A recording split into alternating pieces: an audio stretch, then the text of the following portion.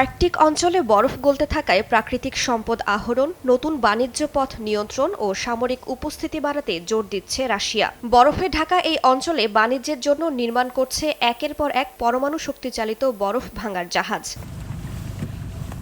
রাশিয়ার রাষ্ট্রীয় পারমাণবিক সংস্থা রোসাটমের অধীনে নির্মিত হচ্ছে বিশ্বের সবচেয়ে শক্তিশালী পারমাণবিক আইসব্রেকার রোসিয়া। আইসব্রেকারটি 10510 প্রকল্পের প্রথম জাহাজ। উত্তর সমুদ্রপথে সারা বছর নৌযান চলাচল নিশ্চিত করতে এই জাহাজ তৈরি করা হচ্ছে। এই জাহাজ একসঙ্গে দুটি RITM-400 রিয়্যাক্টর দ্বারা চালিত হবে, যা প্রতি ইউনিটে 317 মেগাওয়াট শক্তি উৎপন্ন করতে সক্ষম। এই শক্তির কারণে জাহাজটি ঘন বরফের মধ্যেও অনায়াসে এগোতে পারবে। আগে নির্মিত আইসব্রেকারগুলোর তুলনায় রোসিয়া অনেক বেশি ক্ষমতাশালী।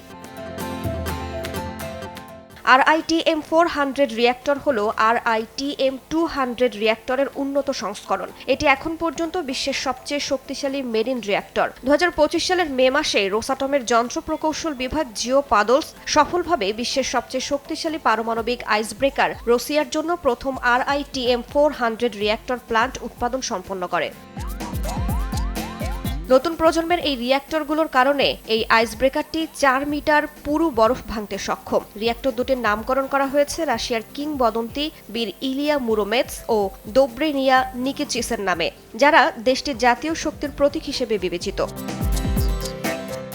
রোসাটমের তথ্য মতে নতুন রিয়্যাক্টরগুলোয় পরিবেশ বান্ধব প্রযুক্তি ব্যবহার হচ্ছে।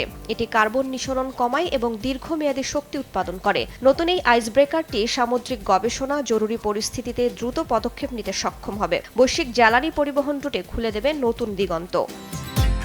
রাইসা জান্নাত, সময় সংবাদ।